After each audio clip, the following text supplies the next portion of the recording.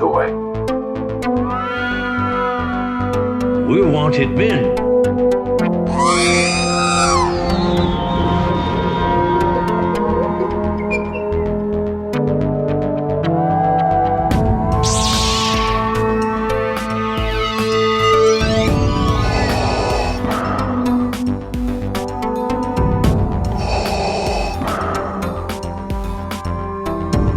I have spoken.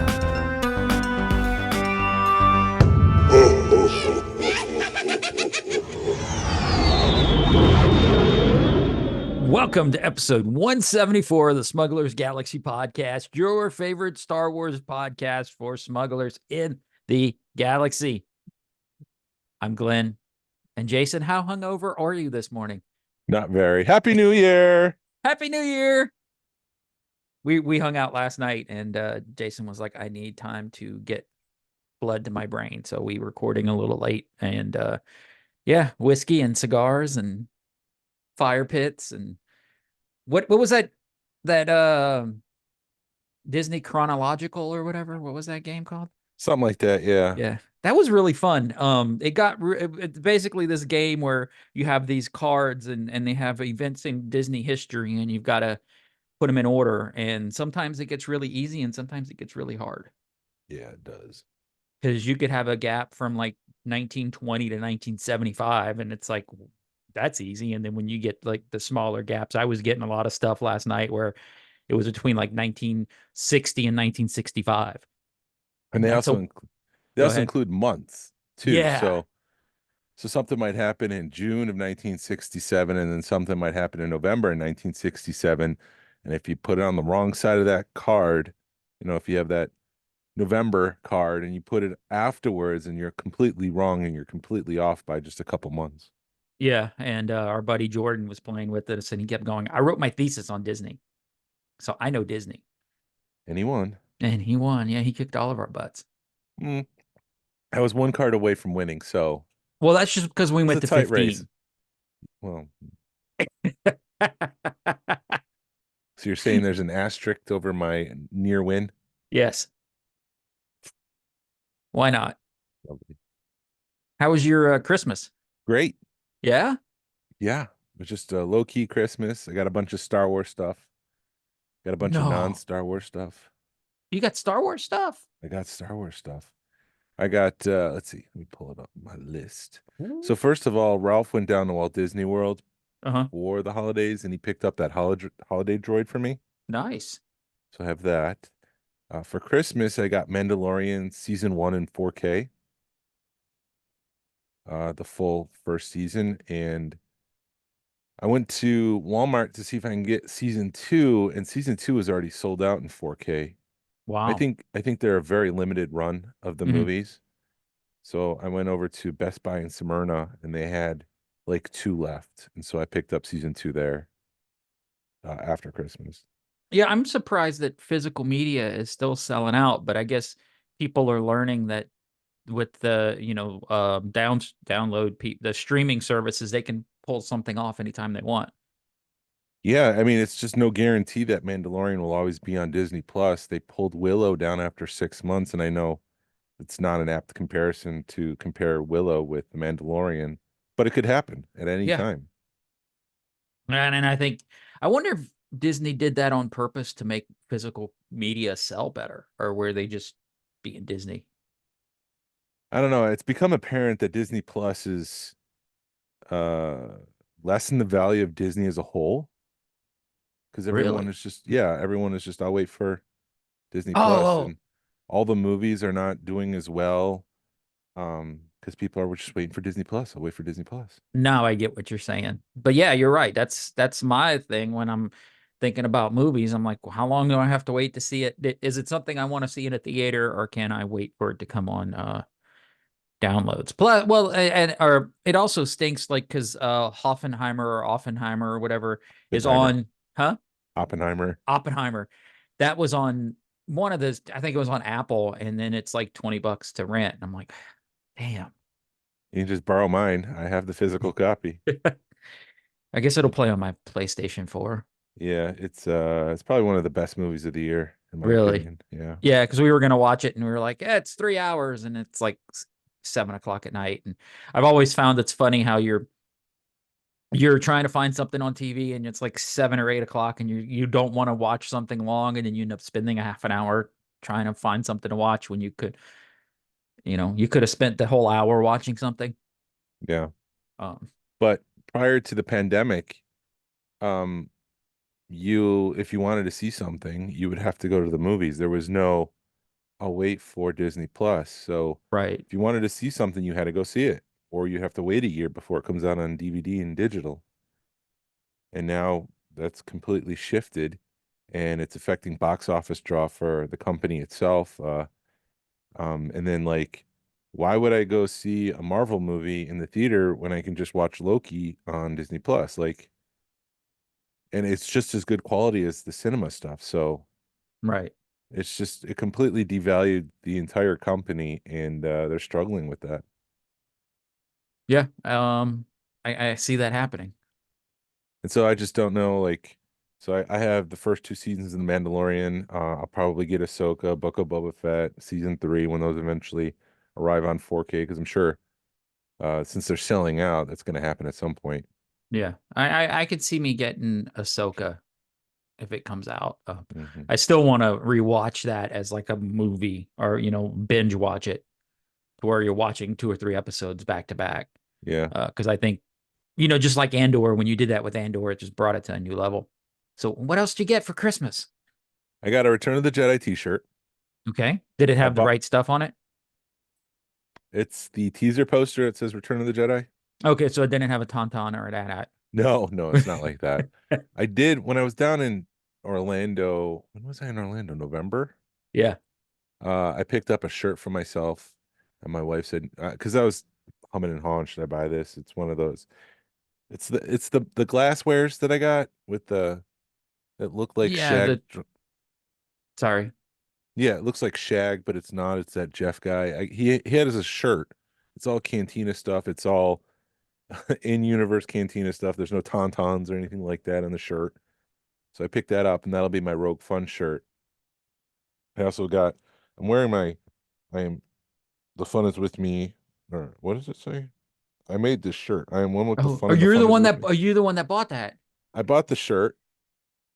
I bought another one too that's green that'll match this other shirt that I'm wearing at Rogue Fun. So Nice. Yeah, I get notifications whenever the club sells something on TeePublic, and I was wondering who bought that. Now I know. I bought a green one to go with my shirt. Yay! Um, I got a Galaxy's Edge Spork Nice. because when I went down last summer, we ran into Hollywood Studios just for a brief second, and I told my wife I'll be right back, and I went over to Docking Bay. What is it? 94 94? or 90. Is it 94? No, that's not right. Docking Bay Docking 7. Sorry. Docking Bay 94 7. is Millennium Falcon. I wanted to say 77, but I knew that was wrong. Um, so I went there and I was like, "Do you guys have the spork?" And they said, "Well, we stopped selling that." So now I have.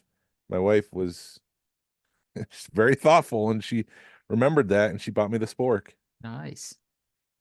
I have pop listed here, and I don't know why pop is listed in my list of things that I picked up. I wonder if there was a thought that I had, and Did uh, you get a soda pop or a pop no, pop? I don't know. I didn't get any Funko, that's for sure. I went to Hallmark the day after. Yeah, did you get anything? Yep. I got the Talking Jabba the Hutt with Salacious Crumb. I mean, that was just a must-have. Right. Even though it's weird that he's like talking and blinking and all that, I still picked it up. I also picked up the sail barge and then two skiffs, Nice. all Yeah, 50% off. I looked through the 50% off because you could do it online, and I wasn't real happy with the ones this year. And then I realized that I didn't buy the Mandalorian and Grogu flying, which I probably should see if I can pick that one up. Um, but yeah, Yeah. it just I was disappointed in the one with the freezing chamber because Oh I yeah. thought it was overpriced, but everybody went crazy for that one. And it wasn't available the next day.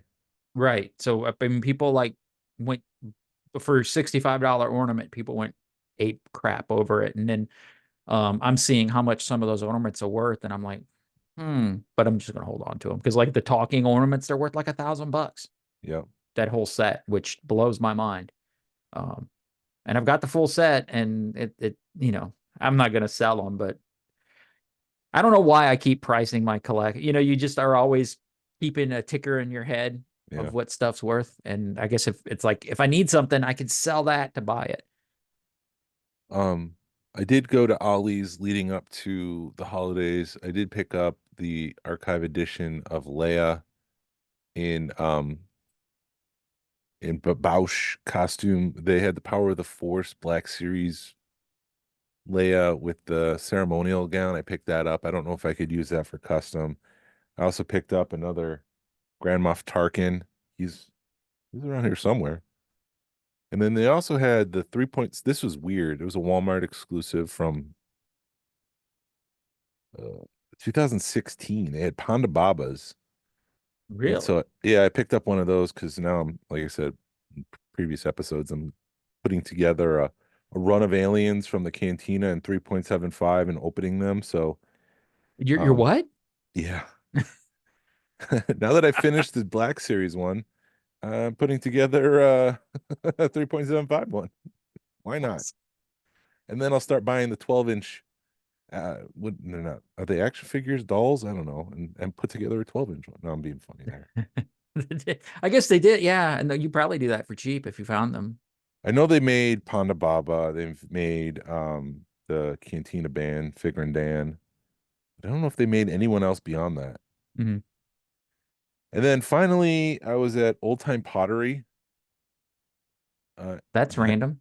Yeah, they had an inflatable snowman for the holidays, and it was 50% off the next day. Uh-huh. And so my son was into snowmen this year, so we bought him this inflatable snowman. But sitting out was a retro Death Trooper, and I was like, for $3, I was like, I'm gonna pick that up. I don't know if we, Really? yeah, I don't know if we could use that for Rogue Fun or something, but I got it. That's awesome. And that is like a really weird place to find a retro line at Old Yeah, Time Pottery. yeah. I mean, it's like how would you describe that to somebody who doesn't know? It's like at home. It's like a lesser version of TJ Maxx, Yeah, like a but Christmas tree shop. that and they do sell like pottery stuff.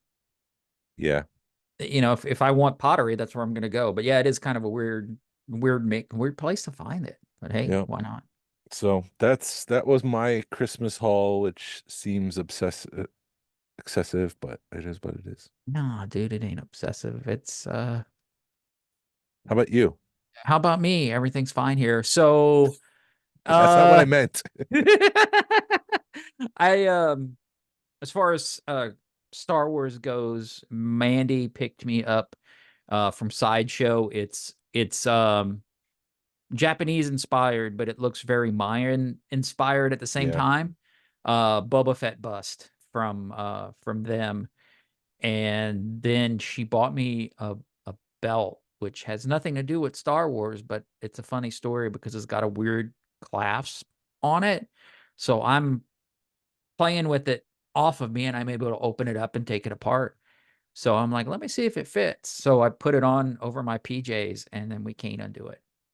oh no, So we had to sit there for like 5 minutes trying to get it oh to no. undo. And we finally figured it out, but both of us are going, are we gonna have to cut this belt off of me?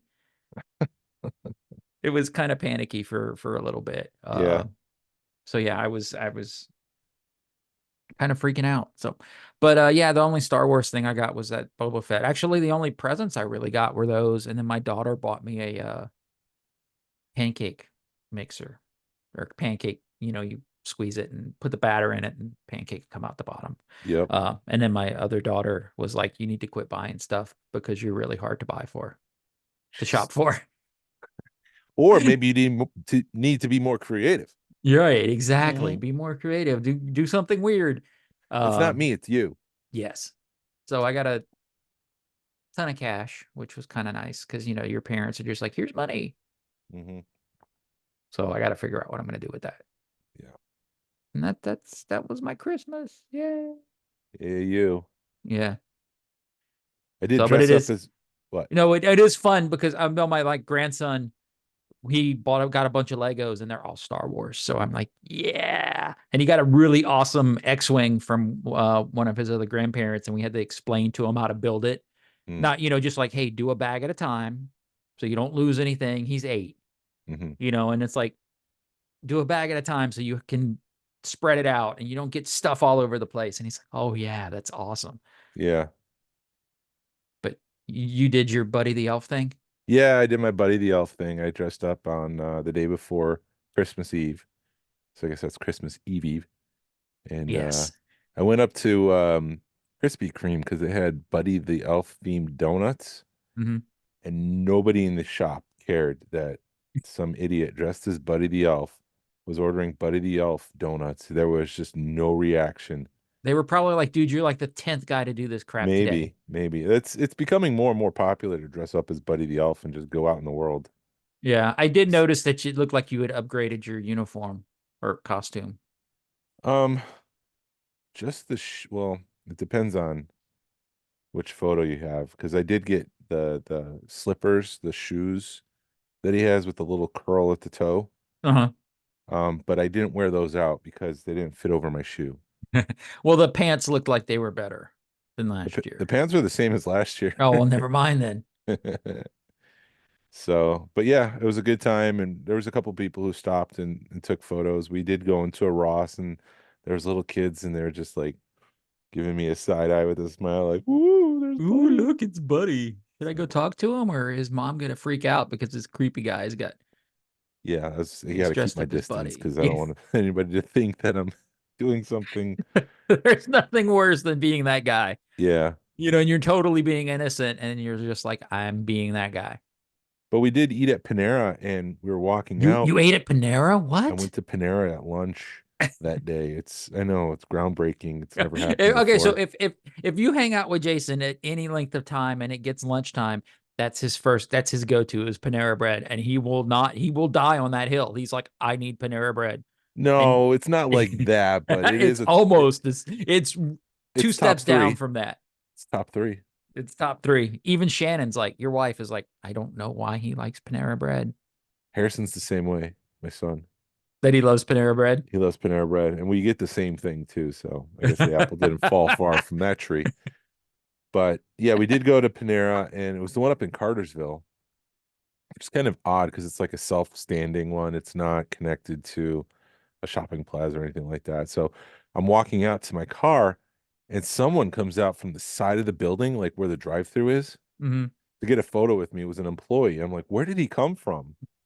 And it was afterwards that I realized that there was a side door that they don't use that often, and he had chased us down to take a photo. Buddy, buddy, buddy. Buddy, can I And you're take a just like, photo? Yeah, dude, sure. I'm not your buddy, pal. Yeah. But it was a good holiday season, and now it's 2024, and holy crap, 4 months until Rogue One. Dude, it is yeah, Rogue Fun. Before I get into that, I do have a bunch of news. Yeah, you said you wanted to gripe about Hasbro some more.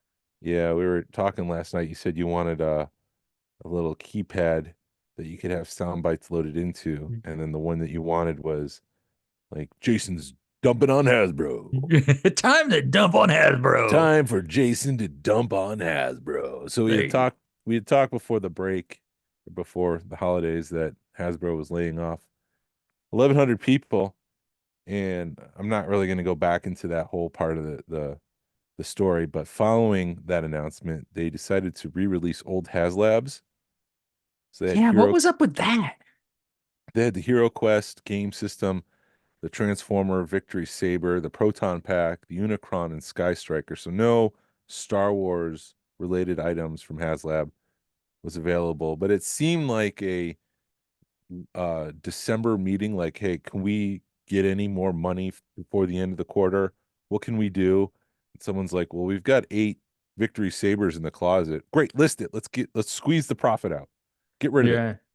And so it just felt like a cash grab, a last minute cash grab to me. And they sold out, all that stuff sold out like in seconds too, didn't it? Yeah. The Hero Quest stayed up there for, it might even be up there still, but the other ones, the Transformers and the GI Joe stuff sold out pretty fast. And then following that, Hasbro announced that they made a profit in quarter 4 and they could pay shareholders 70 cents per share. Ooh.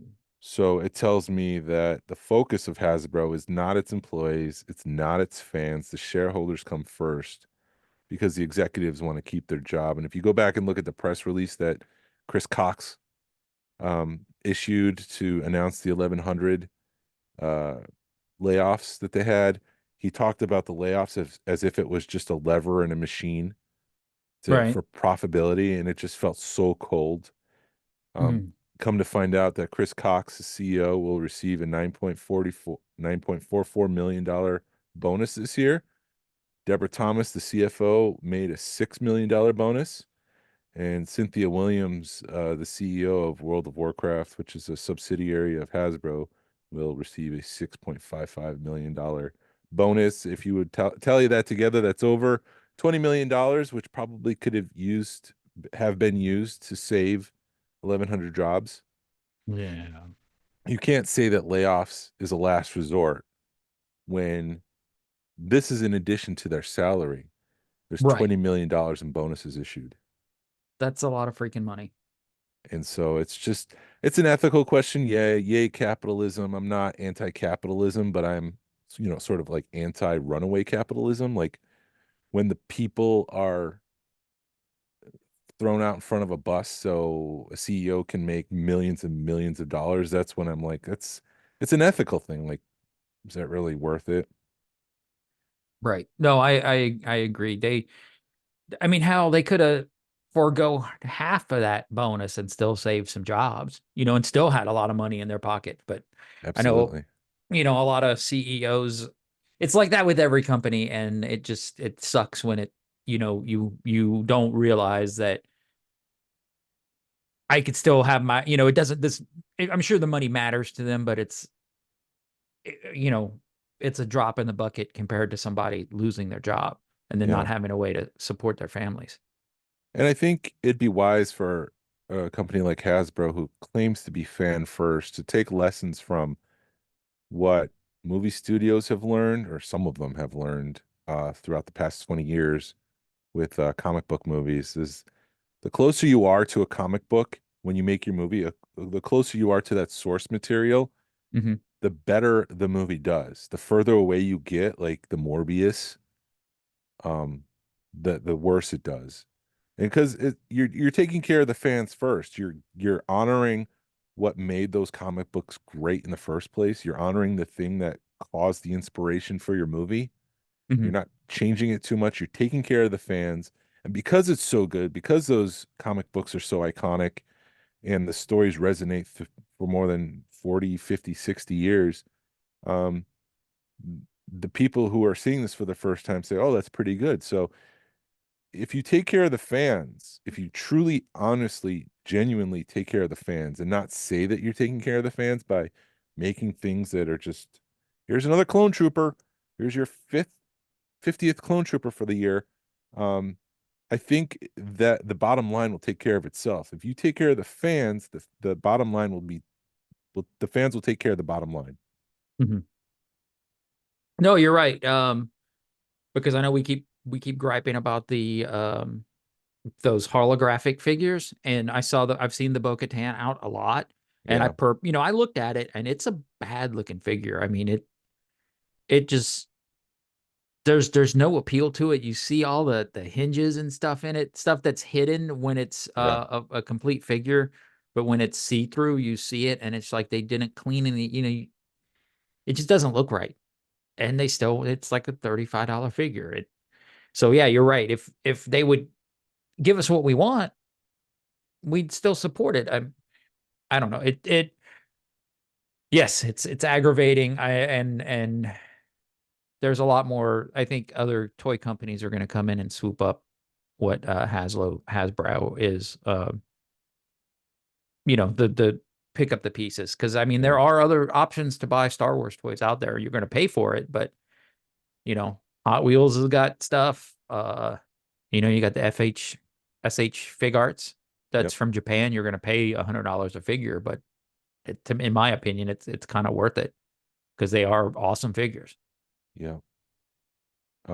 Yeah, I was just at Target this morning. That's why we're delayed. It doesn't really matter to the listener. It comes out on Tuesday no matter what. But we were supposed to record at 9, and I was like, I need to get some extra. I need to start walking and get some blood pumping through my body. And went to Target, and there's just so many peg warmers I saw, which was kind of surprising. I saw the Target exclusive holiday figure Uh-huh. still in pegs, Right. which in years past, those sold out pretty fast. And so I'm just thinking to myself, like, this is not a good sign. And they had a full row of those holographic figures you were just talking about. It just doesn't look good Right. to have that many things peg warming when um I, maybe it's just confirmation bias, but to me it looks like people aren't buying and they're not carrying the 40th anniversary Return of the Jedi figures are just peg warming. Um and maybe they've overproduced that. Who's to say? But it just it's a different look for Star Wars than I've seen in the past 10 years. Right. I mean, Um, do you think it could be where people are buying stuff online and they're not uh going to stores anymore? that's perfectly, yeah, that's a valid counterpoint. It's completely possible. I mean, I buy most of my stuff there, Online. online. Yeah. Oh, with the exception of Sabine, I found the retro Sabine this week. I forgot to mention that. Yeah. You like really messed with me with that because you were Sorry. like, I found the Sabine, and I'm like, oh crap, you found the Sabine TIE fighter, and he goes retro line. Like, doggone it. I mean, my heart, like, I quickly amended my thing, but he there's really probably enough time for you to think I got the TIE fighter. right. It was enough where you're just like, you see, I found the Sabine, and you're like, oh, your heart skips a beat, and then you realize that womp womp retro line. But I mean, even the Sabine Deluxe figure is a peg warmer right now. Yeah, And I think it's because it's a $27 3 3/4 figure. It's a great looking figure, but and I think that helmet messed things up. I really think if they would have thrown in the swappable head, um, it would have sold better. I yeah, think that helmet, them trying to save 20 cents on a $25 figure cost them in the long run. right. Have you seen I know Ryan shared it with us, but somebody had taken because there's a Sabine ornament that's about the same scale, and somebody chopped the head off of that and somehow rigged it to where it'll fit on that figure, and it's pretty awesome looking. Yeah, it's a pretty good custom, I have to admit. Yeah. I did Um, find the Back to the Future 3 car, the 3 and 3, the Hot Wheels oh, okay. Deluxe. I Yeah. found that at Target. I was looking for the Ghost because they released a Ghost and Hot Wheels did, but I found the Back to the Future train car, which I've is been pretty looking cool. for you. I'm not into the Hot Wheel stuff, but Well, I'm into the Ghost. I'm not in the Hot Wheels stuff either, no, but I'm looking for the ghost for you. right, that's what I'm into the Ghost. So it's like I need if it says the Ghost on it, I need it because the Um, Ghost is awesome. according to an article in the Commander's Herald, which is a World of Warcraft focused site, they interviewed a bunch of, not World of Warcraft, excuse me, Wizards of the Coast. Um, they asked a bunch of employees laid off who were laid off some questions. So this was all anonymous. They asked him, "Is your faith in Hasbro as a company any different now compared to a month ago?" And the employee replied, "Faith is much, much lower. However, this was dropping even before the layoffs happened. The constant need to squeeze customers for everything they could while requiring employees to do more and more with fewer resources just showed that they were strictly about the money. And yes, companies have to make money, but there's a clear disregard for the customer here. Concerns and feedback were constantly raised to leadership, but it didn't matter, only to just keep pushing the product." Which, I mean, that just maybe it's confirmation bias, but it feels true when it comes to Star Wars. It's just like we're not going to listen. We're just going to give you more clone troopers. Yeah, it it totally it sounds like they're affirming everything we've talked about in the last 6 months. And then finally, the last thing, and we'll kind of wrap up the Hasbro thing for a while. Is your faith in Hasbro as a company any different now compared to a month ago? Faith is much, much. Wait, did I just repeat the You same totally question? did just repeat it. I didn't copy it right. Anyways, the gist of it was that um it was about layoffs and like uh at what levels are the layoffs? Like, is it just, lower employees? I mean, like entry level. I'm talking senior, mid, and entry level. When I say lower employees, I mean entry level. And I'm sorry to if I offended anybody who's an entry level, but it's across the board except Right. for the executive. So a lot of people were being laid off. It didn't matter if you're entry, mid, or senior. Uh, they were across the board. It was the executives who should be held responsible for mishandling the company and leading it the wrong direction. They're the ones that are still at the company. Right. And they're the ones that are like, it's going to affect my $1 billion bonus or $10 million bonus or whatever. Yeah. Forget the little guy. And I feel that way. It's like that at every company, I think. Yeah, it is. And it's unfortunate because it's their strategy and they're playing chess with pawns. At least that's what I would assume that's what they're thinking. We can just let these pawns go Right. and we'll capture the king and I'll make millions of dollars. And it's like, Yep. oh. And we'll hire him back, figure it out later. But that article did point out, like I was just saying, if they focus on the fans, the money will come. So stop disregarding the fans, Hasbro. Yeah, exactly. That's what everybody needs to realize. You focus on your fans, you focus on your employees, and things will give your employees what they need and spend some money and things will get better. Filoni spoke to Empire Online and said, we set up Captain Pelion in The Mandalorian, and that's a character that goes with Thrawn. So I'd love to see the two of them together. So he's hinting that maybe down the road we'll see those two characters interact like we did in the Heir to the Empire books. His foil throughout Rebels was Hera. He's talking about Thrawn. Uh, Hera was the thing that was kind of button heads with Thrawn. So pitting the two generals against one another is something I find very interesting. We could be in Please, an almighty clash of blue versus green in the future. please, please, please, please, please, please, please, please. Can we And get then that? and then what he started talking about what Thrawn has to do now that he's back in the Star Wars universe proper. And he said that Thrawn has to straighten out all of the other Imperials he's talking about and tidy up the shop. I can imagine something in terms of a power play within the Empire. So maybe he's saying just because Thrawn is back doesn't mean that everyone's going to welcome him with open arms, that he's going to have to use his strategery and solidify power. I could see some pretty hardcore like military um strategy coming out in that. That I mean could because I mean like we were joking last week about the buddy comedy. I mean, I'd love to see a buddy comedy in Star Wars. I think it'd be funny to have that content. But could you imagine what they can do with Thrawn if they do like a military strategy, because they did it in the books. I mean, the books were really thick and boring, but it was fun to read. You had to really work through it. But they could do that like a Hunt for Red October or something in the Star Wars land. You That'd be know, pretty cool. yeah.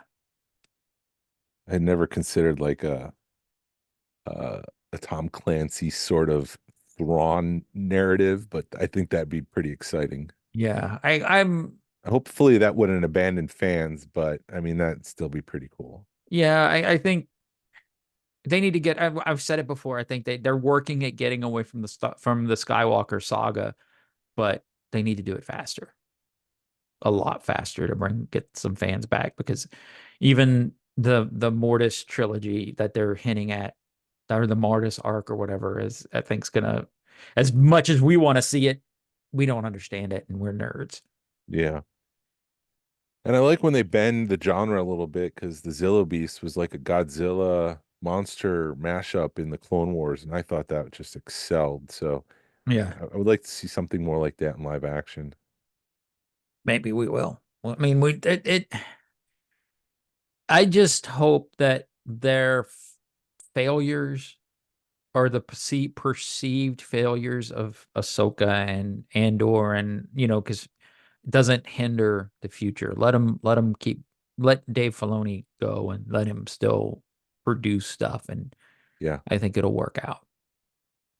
Um, Also with Dave Filoni on the Looking at Lucasfilm podcast with Jim Hill, he said that Dave Filoni was promoted because of Bob Iger. Hmm. Bob Iger looked at the 5 years of development of Indiana Jones 5, The Dial of Destiny, and the lackluster box office returns with that, and said that he needed more of a guarantee that the next Star Wars movies will resonate. We can't develop these movies and invest all this money and then have a mediocre return. Because of this, they promoted Dave Filoni so he could be involved from the start of the movie and have more say in the direction of each project.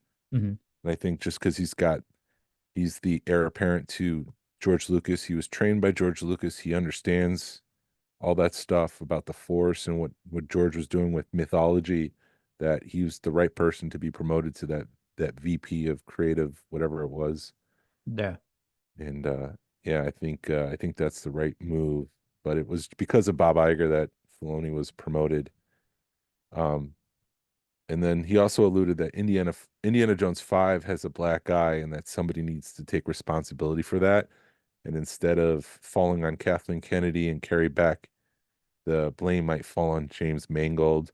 Because of that, he might not be doing his $200 million Star Wars movie. They might have taken that away from him because they're going to blame him for it not being that well. And in honesty, like they've had this property now since what, 2013.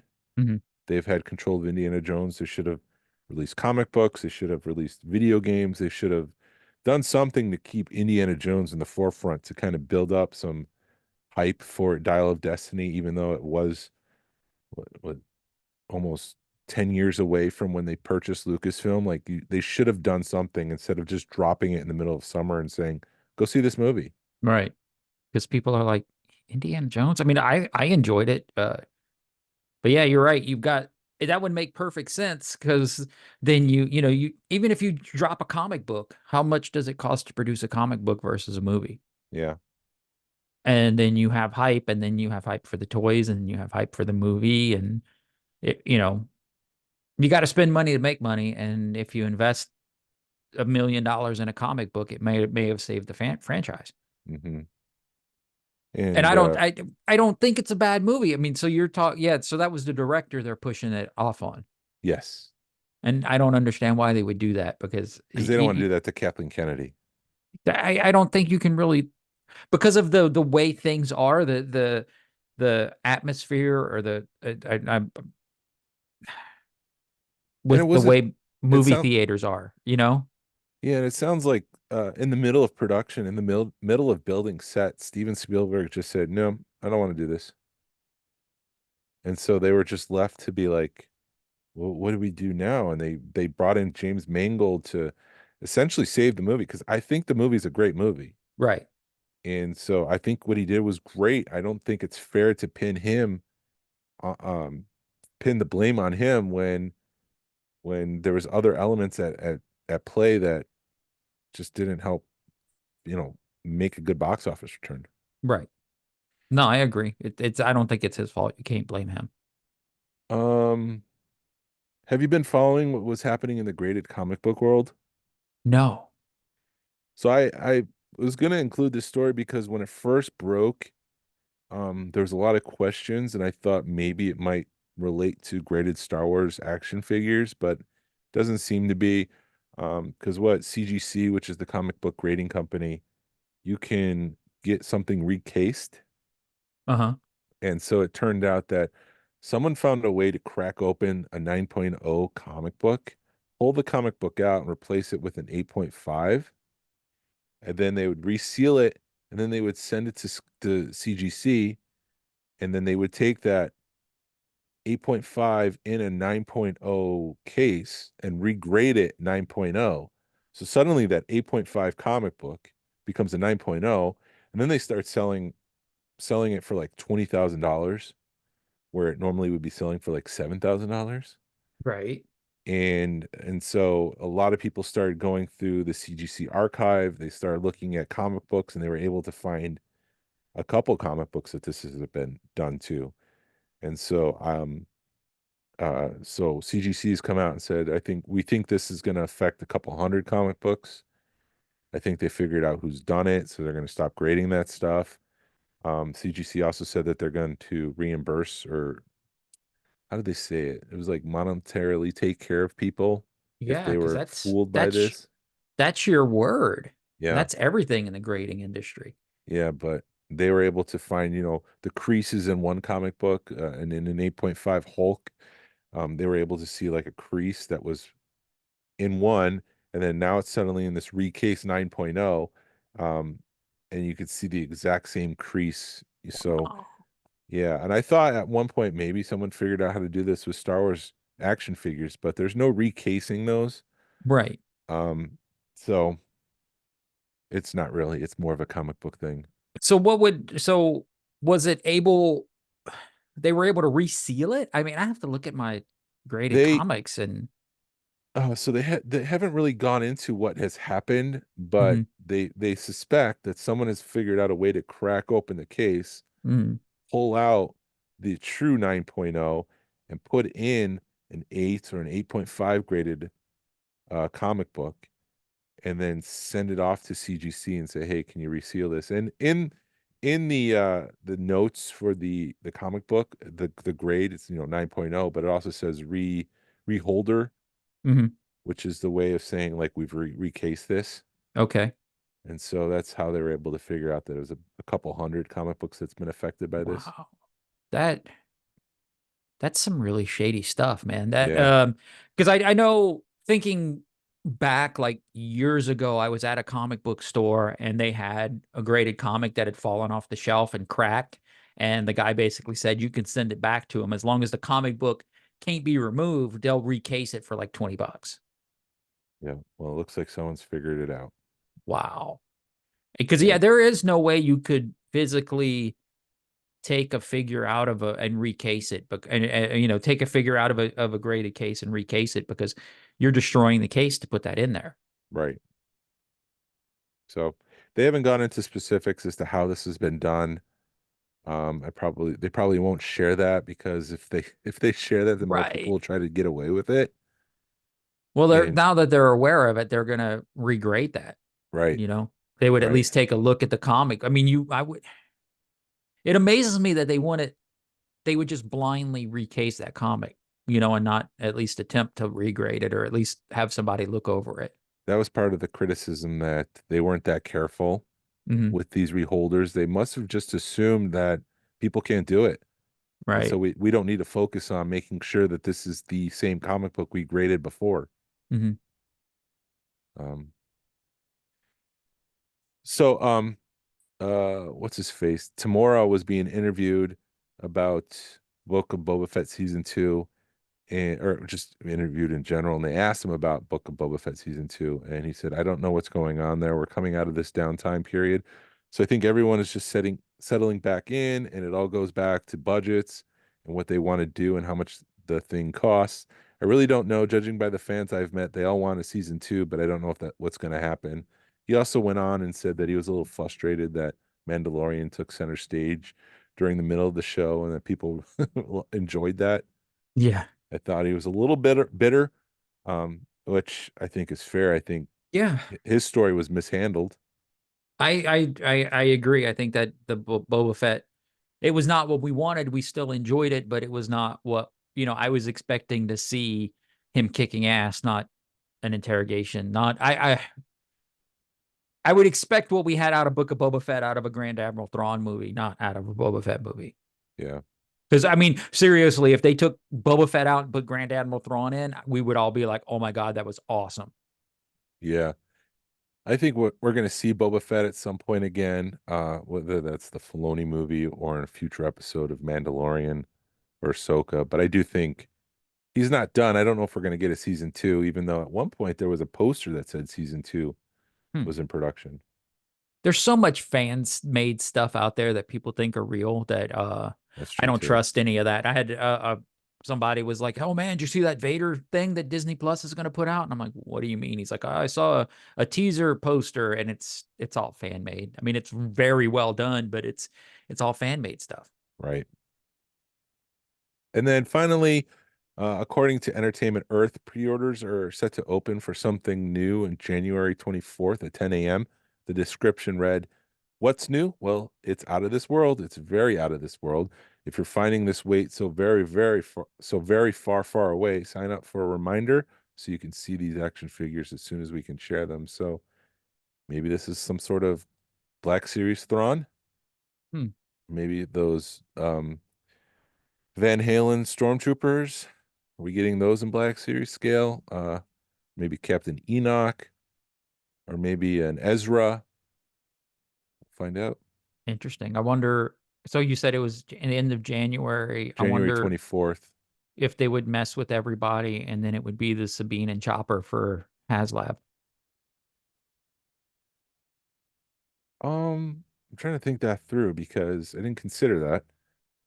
It that is going to be pre-order. It's going to be a specific window and it's going to close. So would Hasbro go through Entertainment Earth when they have their own site to do that? I mean, I'm just thinking that could be It a could be. way, We'll you see. know. But I guess we'll see. I mean, yeah, it'd be interesting to see what they're gonna do with it. I haven't bought any of the only Ahsoka figures I bought were the Rebels, was the Sabine and then Hera and Ezra and Chopper.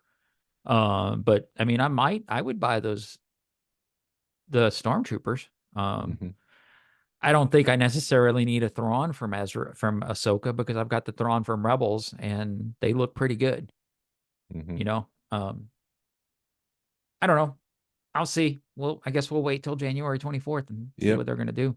We'll look forward to some new announcements from Hasbro in the coming weeks. I've become so jaded with the Hasbro announcements that I'm like, it's probably gonna be a repaint. Yeah. Yeah, that's part of the problem. Yeah. But I said I was done with talking about Hasbro, so I'm not going to add anything to that. You can, Jason, do it. Do it. What I will tell you about is a new panel for Rogue Fun. Yay. We announced this shortly after we recorded our double episode, so that's why it's a little late. That's why it's a couple weeks late. But this I'm really excited about. Every month leading up to Rogue Fun, we are unveiling a panel scheduled for the event. This month, we're excited to announce Customizing the Galaxy. Ryan Shaw, known as Bantha5 on the Rebel Scum forums, and Gary Ray Weaver, also known as Toy Weaver on Facebook, are two talented action figure creators who base their designs off of the vintage Kenner style. From creative droid designs to unproduced Kenner items, oh my gosh, I'm out of breath. These talented designers will showcase their talents, tell their stories, and share their history of creative custom action figures. Ryan Shaw is a talented Georgia-based Star Wars collector and sculptor. He's the owner and operator of Shaw Dental Laboratory. Some of his notable pieces include a hand-sculpted Yarna doll Gargan and Leia is Jabba's prisoner. Gary Weaver is an Oklahoma-based Star Wars collector and prolific custom action figure creator. He continues to produce a variety of action figures through multiple techniques, including traditional sculpting and digital production. Whew. In addition to Star Wars items, he has created custom action figures for The Last Starfighter and Tron. Ryan and Gary will exclusively present this panel at Rogue Fun. I'm very much looking forward to meeting Gary in person. I'm always amazed with the new items. Every single day there's something new. And I'm like, where does he have the time for that? And how does he come up with this stuff? I just love the creative process. I love seeing people being creative. Ryan messaged me this week and he showed me a bunch of wax sculpts that he had. He's putting together the stuff for the panel, so he was pulling all of his wax sculpts. And this stuff looks incredible. Like this could have been Kenner level Yeah. sculpts. And I'm just like, how in the hell? It Yeah. looks so legit. It's just amazing. It's amazing the stuff uh Ryan will pull out. It was just like, every time I see him, he's got something new he's showing me, and his stuff's awesome. I'm so looking forward to this panel. I'm looking forward to them all, but I love creative people and I love seeing their process and listening to them. So I'm really jazzed about this one. Awesome. Yeah, no, I love Ryan. Ryan's a good guy. And I haven't had any interaction with Gary, but I do watch his stuff on Facebook, so it's fun seeing what he's coming up with. Yeah, he's got this ghost one. Did you see that one? The Ghost R2D2. Yeah, it was an R2-D2 with a sheet over it, so it looks like a Yeah, ghost. I gotta clarify that it's not the Rebel ghost, the ship right. itself, but That's what it's I a, was thinking about because you say Ghost, and yeah, I think about Rebels yeah. for some reason as I No, unveil my Ghost shirt for use on the YouTubes. yeah. It reminded me of the Happy Meal plastic little Oh, tub, yeah. the ghost, but it's kind of like simple and cute like that, and I love that. Yeah. So he's always working, always making something new. Um, so this drops January 2nd. January 4th is the 4 month mark out from Rogue Fun. You can look forward to a weekend guide dropping that day. I'll give you a little preview for that announcement. We have built a website that'll explain all the stuff that's available that weekend. It's got um, dates and times and where to be and all that kind of stuff. So hopefully this will help people plan uh, just from a communication perspective. There's two different types of communication. There's push communication and pull. And push is where you need to send someone information. I'm pushing it to you. I need to get it to your inbox. You need to read this. Pull is at your leisure. It's out there. It's nice to know. And that's the challenge with Facebook is that everything is pull. And I'm relying on Facebook to put this in front of someone. And Facebook's got its algorithm. They've got their mathematical ways of trying to figure out, if I put this in front of someone, they're going to click on it. And the advertiser is going to say this person's engaged and we're going to make more money. All this to say, I'm trying to find ways to get this out in front of people and they can get all the information they need. And so that's why we've built this website. Hopefully everyone will be able to see it and visit it and sign up for bowling. Yes. We need people to sign up for bowling. You have until April 19th, and we'll probably push it really hard in March, but sign up for bowling. That was a nice tangent. I'm going to shut up for a minute. Also, I say that, and then I'm just going to say, we've got these shirts on TeePublic. I'm one with the fun, and the fun is with me. Go on to TeePublic and buy one of those. Get your Rogue Fun shirt so you have that available to you when you attend Rogue Fun in April or in May. Sorry, May the 4th. May 4th, May 3rd, 4th, and 5th. Yeah. So Rebel Moon was released this month. Did you watch? You watched it because I I did. forced you to watch it. Yes, yes, yes, I Um, did. but I got excited about this because it was tagged as Zack Snyder Star Wars, which I'm just like I keep saying, I want Star Wars from a different perspective. Um, so I was kind of excited that it was like his take, not quote unquote take on Star Wars, or actually it was something he presented to Lucasfilm and they told him no. Um, and what was it? How long? A couple of hours? I don't Yeah, it was remember. about 2.5 hours. I mean, there were some scenes that they could cut it out. I kept watching it as a Star Wars movie or what they did to make it a non-Star Wars movie. Um, Well, the opening scene was like straight out of Star Wars, I thought. Um, well, with first, the well, go, first, I'm sorry. no, Go ahead. just to establish some ground, a foundation. This was originally pitched to Lucasfilm by Zack Snyder because when Disney bought Star Wars, they took pitches from everybody and just see what's out there and see what might resonate and what can we do with Star Wars. And Zack Snyder came and pitched Seven Samurai, but in Star Wars. And Lucasfilm said, thanks, but no thanks. We don't want to do this. And so he said, fine, I'll do it myself. That makes sense. And so I mean, there's still lightsabers, there's still special powers, there's all this kind of stuff. But all right, with that, continue. I'm sorry. Right. I didn't realize that was when he made the pitch. I just assumed that he was like, "Hey, I wrote this script. Do you guys want it?" No, he developed the idea to pitch to Lucasfilm, and they said, no, this is not what we're looking to do. Which is really sad. Not sad, but when you look at it from a Star Wars line, it definitely follows some of the same heartbeats as the sequel trilogy or as a Star Wars movie. Um, because you've got the reluctant hero and it follows the hero's journey, which every good sci-fi movie or any good movie will cover a hero's journey. kind of. Yeah. You're just not, you weren't impressed with it. I was not. Even from the first shot, you were like, a spaceship's coming out of a portal. Well, it's a spaceship coming out of a space vagina. It was it's just, what? I told you that last night. Every now and again, you're just like a space vagina. And I'm like, where'd that come from Jason? I mean, that's Jeez. what it looked like. I'll have It to was, go back and watch it. it's weird. I enjoyed the movie because I like sci-fi stuff. And yes, it did definitely feel like Justice League because you could tell, because all of a sudden it's just like there's action, we're gonna slow everything down. Yes. Yeah, it's like a bunch of moments like, check this moment out. We're gonna slow it down so you could really appreciate the moment. And it's moments are not everything. We need character development. We need to care about these characters. Yeah. Like the first 4 minutes of the movie, like you've got this woman who's stopping her farming to look at a moon.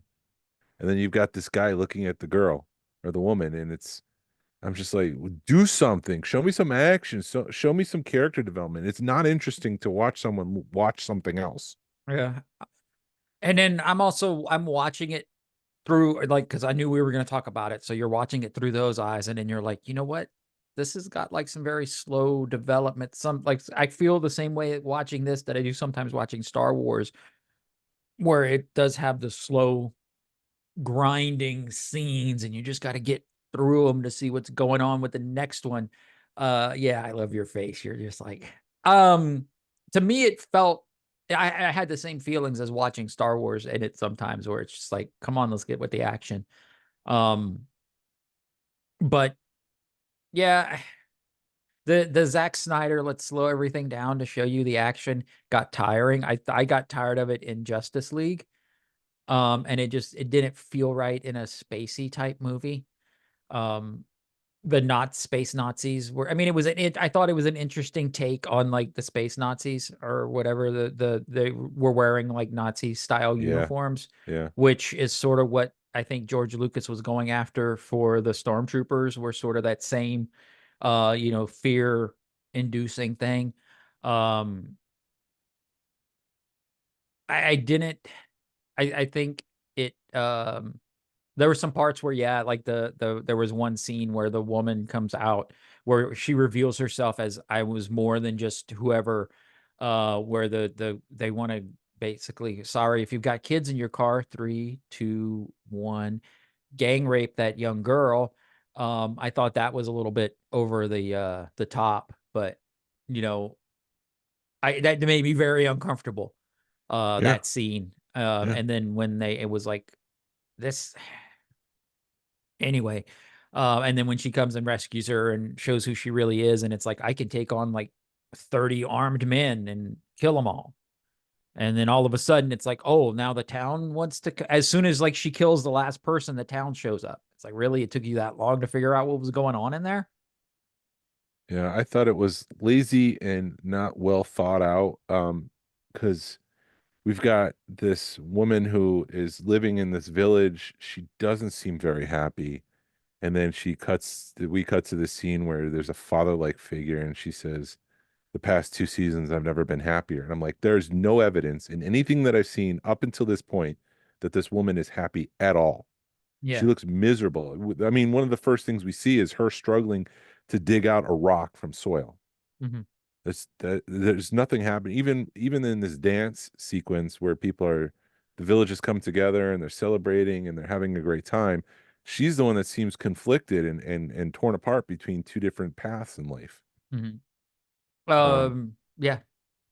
I thought, it's all style, no substance. I wrote this down. What are people wearing? Why are they wearing depression era clothing in space? Like one guy's got a Kangol hat, Yeah. and those are expensive hats. That's not something a poor farmer would be wearing.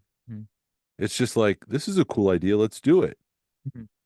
And it's just like, well, farmers wouldn't be able to afford that. Yeah. It E- was the stylistic, was definitely interesting to me because there's even like the bombers. I mean, granted, the flight stuff that they did in Ahsoka was very reminiscent of World War II bombers, but these were like right out of World War II bombers, you know, Yeah. the spaceships. Um, And like, what?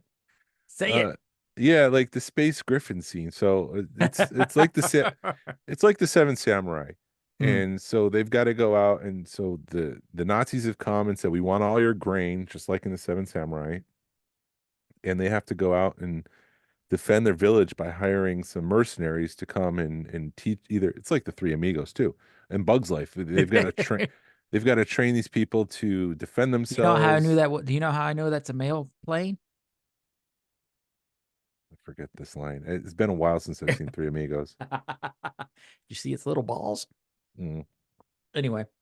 Um, and so they have to go out and get all these mercenaries, but it's just like, would you like to join my team? Sure. And there's no reason for it. Mhm. Like they go out and they get this guy who's chained. He's a slave, or he's indebted to this gentleman. A gentleman, I say that loosely. And they're like, we want this guy. And the guy's like, well, if you could go break the Griffin, you can have him. I'm like, what? How's that thought through? Like, in no space, if someone owed me $30,000, would I be like, yeah, you can have them if you just, break that horse over there. It just makes no sense. And then we go into this 10-minute sequence of this guy riding a space griffin, and it has no play in the movie in general. It has no play in the character development. It's just this quote cool scene, Mhm. and it makes no sense. Like, drama comes from the choices we make, and what the choices that we make and how they affect other people and how that motivates them to do something in revenge or whatever the case may be. There's just none of that in play. Right. It's just a lot of boring cool things. And I think, again, cool in quotation marks, and I just think, instead of building a franchise, focus on one core movie and have it from start to end. Like, that's what Star Wars did. The conflict was the Death Star, and even though Darth Vader flew off, we felt some resolution because, well, the Empire's ended in Mhm. theory. Right. There's no open endings. Like, it's just, I felt it was very lazy, and I'm glad that Star Wars dodged that bullet, because it's not a very entertaining movie. Mhm. I thought it was boring. I don't think it was boring. I've seen a lot of bad movies, and I would give it like a 7 out of 10, maybe. I mean, because Really? like, because I'm also like comparing it to other movies I've seen during the pandemic, like Wonder Woman 1984. I'm like, why did I waste my time on this? Oh, because I had nothing to do for 2 hours compared to Wonder Woman, you know, and um, hell, I watched the Zack Snyder cut of Justice League, and that was like 5 hours, but it lent itself to watch it in chapters because they had chapters. They had a chapter break, and okay, cool, a chapter's breaking. I can go do some, I can go to bed. Um, I don't know. I guess maybe I'm just that starved for like really decent Star Wars content that I enjoyed this movie. Mm. I don't think people I don't think it's as bad as people are making it sound, but I'm not very keen to bad acting, I guess. I don't know, because my wife, the one scene where they get the general and the general's like covered in mud and they're like bathing him. I'm like, that's kind of weird. And my wife's like, the acting was so bad in that scene. I'm like, I just Yeah. thought it was an odd scene.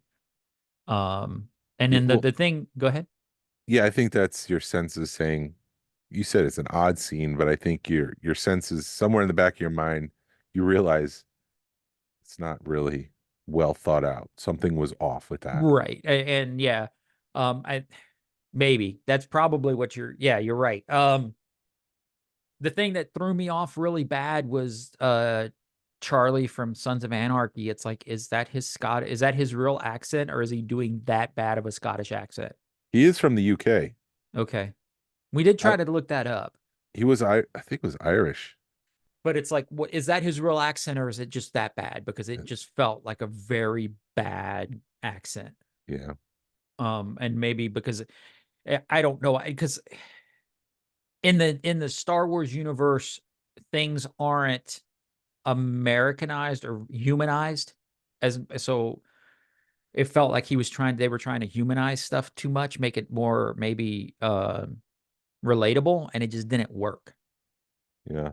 I did enjoy the aliens in this versus like Star Wars because it feels like Kenobi we weren't getting as many aliens as we should have gotten, and I enjoyed the background aliens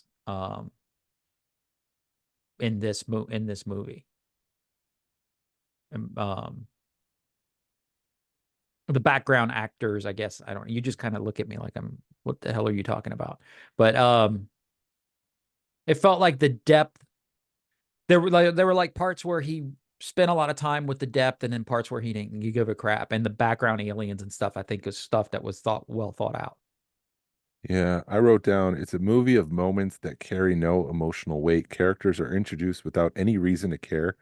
It's almost like it's assumed we care just because Zack Snyder wants us to care, or Yeah. because the character was designed to have a cool look. And that's just not the case. We need to care. We need to have some reason to have some sympathy for these characters. And I felt like that was just missing. There was this black hole of emotional weight in the movie.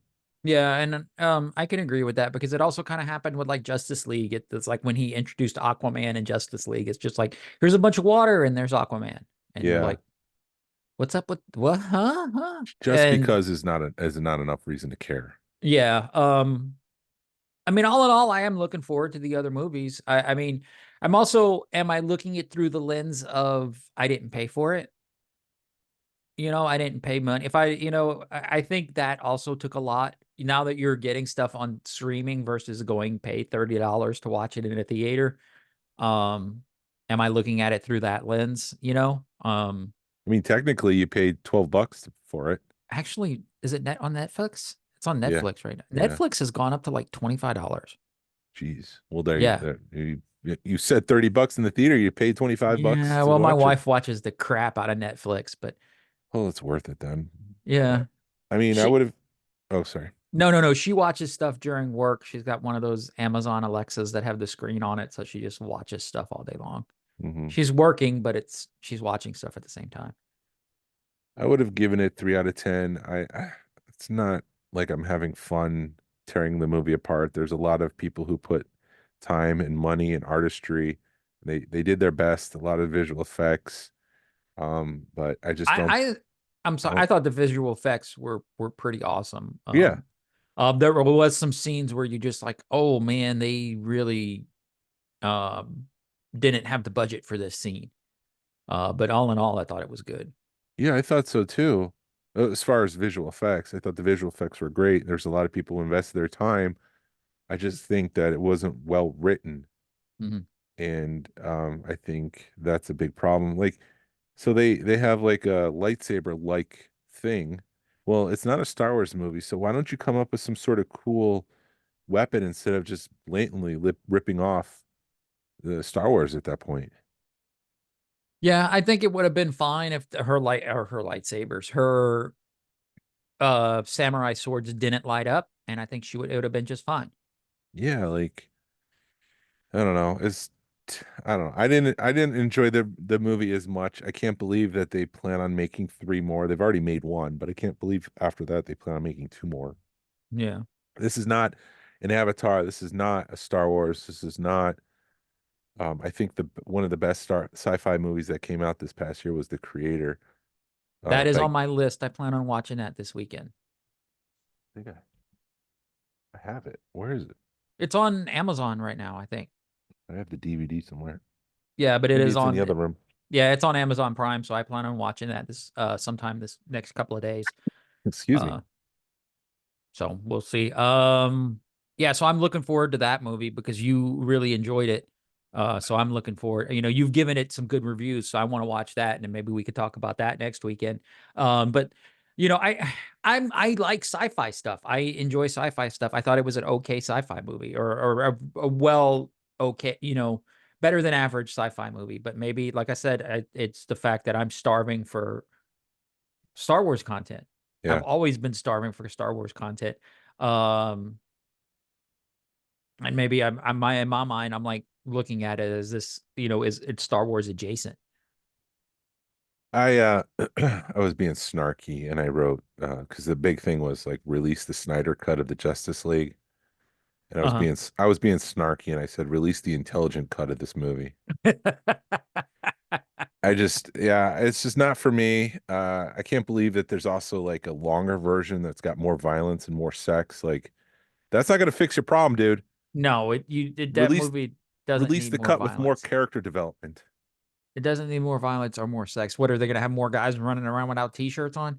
I guess. I don't know. That's the one thing that bothered me too, because it was like, oh, we're gonna have a guy with two guys with six packs running around without shirts on in Star Wars, and I'm like, or in space, and it's like, dude, you gotta have shirts on in space. I'm thankful that it's not a true Star Wars movie, and Hmm. I apologize to everybody who made this film for being so snarky and I just didn't appreciate it. I'm sorry. Not that they listen to this podcast, but Right. Well, I'm looking forward to the second movie coming out for free on Netflix, and I'll see. for $24. For $24 a month. I'll see it too. Yeah. I hope it's an improvement. And there was a lot of people that were saying, it's the first movie of three. It takes a lot of time to develop these characters, and I'm also thinking it's like you can develop these characters in 2 hours. It George doesn't take Lucas that did it long. in 1 hour or one Right. movie. Exactly. It's not that hard.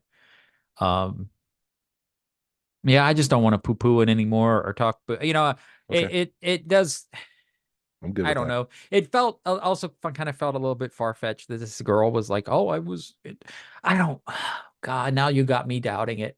Yeah, But because like she's this girl who as a little girl, her whole family's slaughtered. You've got this brutal general who just loves to kill, and then he just picks up this girl and says, I'm going to take you. And it's like, what? Why?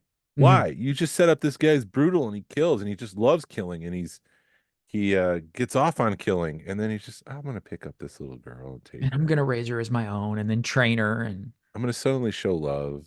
Why? Tell me yeah, why. there was a lot. And then if you talk about her whole journey, and then when she graduates the academy, some guy walks up and kisses her, and you're like, huh? Yeah, why? And I mean, unless they were, and then they were talking about how she was in, they were instructed to find lovers and stuff in the army, and a lot of it was a lot. Now you got me freaking. Thanks, Jason. Uh, I enjoyed it, but it Sorry. was there. You got me thinking about it, and there was bits and parts that I was kind of like, huh? Well, Um, well, maybe you enjoyed the visual part of it, but now that you're thinking it through, it doesn't really hold up. am I gonna watch it again? No. Yeah. Did I enjoy it? Yes. Did I feel like I wait? Here's how I feel about stuff after I'm done watching them. Did I feel like I wasted 2 hours watching this movie? No. Will I watch it again? No. It's not rewatchable, very rewatchable for me. If I have nothing else to do, I probably will, but I can watch a half an hour of The Office, or, you know, what we do in the shadows, or Schitt's Creek, and be just as happy. Well, I'm done. It was a very critical episode of Hasbro and Rebel Moon, and I don't want to perpetuate this attitude any further. So Yes, I'm Rogue done. Fun, Rogue Fun, Yeah, 3 so months let's away. criticize our rogue. I Anything else? think that's it. Thank you for listening to us complain, and thank you for listening to the Smugglers Galaxy podcast. If you could, please leave a like and a 5-star review of the show anywhere you listen to podcasts. It really helps us out and it points people to our show. Follow us on social media. You can find us on Facebook, Instagram, Twitter, and YouTube. I guess we're still on X. Send us an email or message us. We love feedback and we love to make you part of the show. Our email address is smugglersgalaxy@gmail.com. Thank you to Alfonso Riviera for the Smugglers Galaxy logo. And thank you to Levi Waterhouse for the music. People, collect for the love of it. Hashtag vote with your wallet. Sabine will be on next week. Pass on what you've learned. Be a positive force in the collecting community. Happy New Year. This is the way. This is the way. Don't.